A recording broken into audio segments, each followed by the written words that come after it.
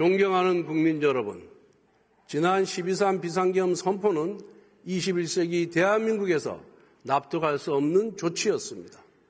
그런데 왜 비상조치가 내려졌는지 한 번쯤 따져봐야 합니다. 대한민국 정부 수립 이후 문재인 정부까지 74년 동안 발의된 탄핵소추안은 총 21건입니다.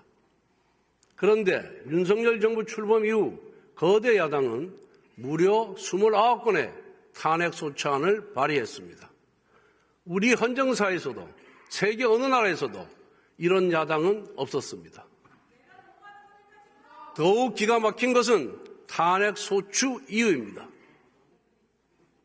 이준석 방통위원장은 임명된 지 단 이틀 만에 탄핵되었습니다. 방송 장악을 위한 민주당의 정략적인 탄핵이었습니다. 이재명 대표는 대북 송금 사건, 대장동 백현동 비리 사건의 주범입니다. 그런데 이 사건을 수사한 검사들을 무더기 탄핵했습니다. 범죄 피고인이 수사검사를 탄핵하는 적반하장의 폭거였습니다. 탈원전, 서해 공무원 피살, 집값 통계 조작, 태양광 사업 비리와 같은 문재인 정권의 부정부패 범죄를 감사하였다는 이유로 난데없이 감사원장까지 탄핵하였습니다.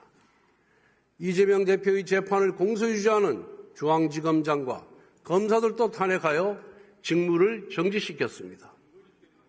이 대표 수사팀의 족쇄를 채워 재판을 지연시키겠다는 목적입니다.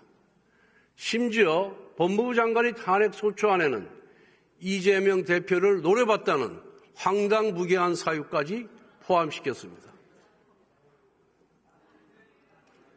대통령 탄핵소추 통과 이후 국정안정이 무엇보다 절실합니다.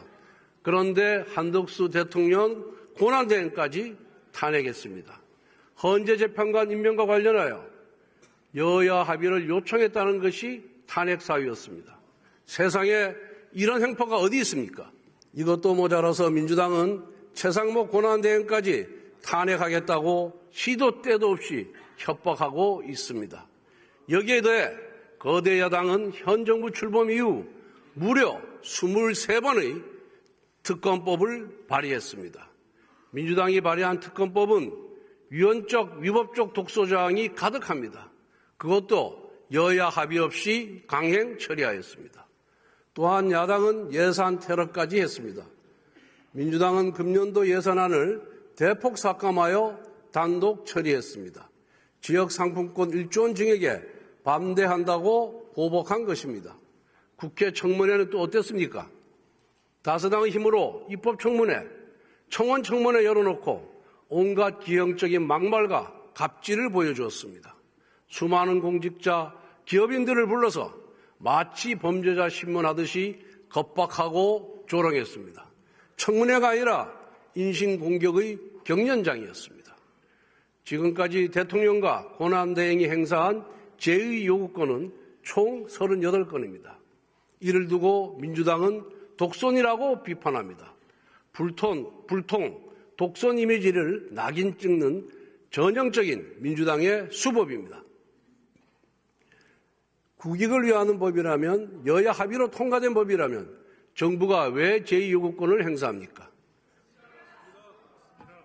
국민 여러분, 29번의 연쇄 탄핵, 23번의 특검법 발의, 38번의 제2요구권 유도, 셀 수도 없는 갑질 청문회 강행, 삭감 예산안 단독 통과, 이 모두가 대한민국 건국 이후 단 한 번도 본 적이 없는 처음 있는 일입니다. 의회 독재의 기록이자 입법 폭력의 증거이며 헌정 파괴의 실록입니다.